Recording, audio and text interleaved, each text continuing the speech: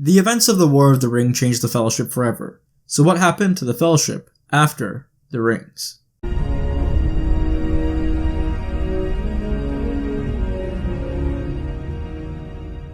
At the end of The Return of the King, it discusses what the fate of the Fellowship is after their 13th month journey. A lot of it is shown in the Peter Jackson movies, but not everything is. What is shown is Aragorn, aka Elisar II, getting crowned King of Gondor and marrying Arwen. Frodo wakes up and reunites with his friends again. In the book, Frodo and Sam are taken to Ithilien, but my guess is that Peter Jackson wanted to contrast that scene in Fellowship of the Ring. Then Samwise ends up marrying Rosie Cotton, like he always dreamt of doing, and Frodo sails west with Elrond, Bilbo, Gandalf, and Galadriel. That marks the end of the Third Age. But there is more to it that follows. Eventually going with them to the Undying Lands was also Legolas and Gimli. Gimli was the only dwarf awarded this honor to travel there, and he decided to leave with Legolas because he was Legolas's friend, and he wanted to see Galadriel again. After the Scouring, Merry had become the master of Buckland. Buckland is the area between the Brandywine River and the Old Forest, and is where you'll find Brandy Hall, Frodo's home before he went to live in Bag End with Bilbo. Merry got married and had a child, and wrote a book called Old Words and Names in the Shire. When he and Pippin grew to the age of 102, they traveled back to Gondor and Rohan, and then were laid rest next to their great king Aragorn, son of Arathorn.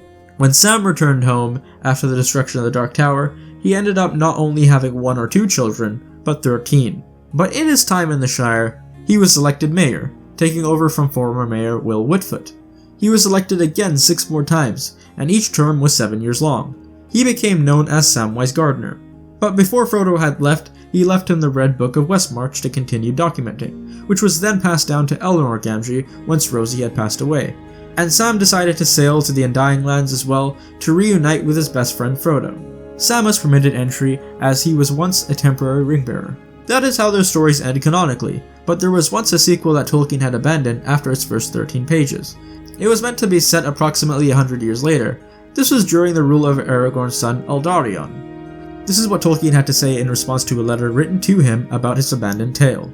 I did begin a story placed 100 years after the downfall of Mordor, but it proved both sinister and depressing.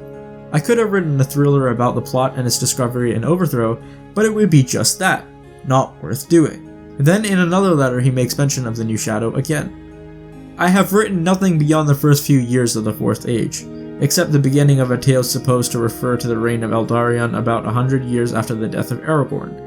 Then I of course discovered that the King's Peace would contain no tales worth recounting, and his wars would have little interest after the overthrow of Sauron, but that almost certainly a restlessness would appear about then.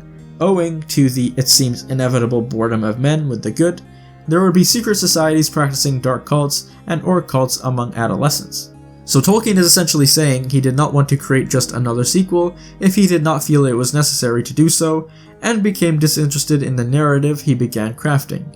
But what do you think? Do you wish the sequel was continued and later on published? Would you ever want one? Let me know down below, and as always, until our next meeting, I bid you farewell.